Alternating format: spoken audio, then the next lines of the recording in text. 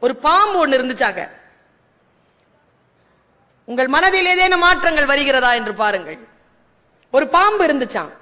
திடீர்னு ஒரு சமையல் அறைக்குள்ள நுழைஞ்சிருச்சு. அதுக்கு தெரியாது சமையலறைன்னு. போயிட்டே இருக்கும் பொழுது ஒரு கத்தி அதனுடைய உடம்ப கீறிடுச்சு. கத்தி கீறின உடனே திரும்பி பார்த்துச்சு பாம்பு. கத்திய ஒரு முறைச்சுது. என்னையா வெட்டுனேன் வந்து கொத்துச்சிங்க.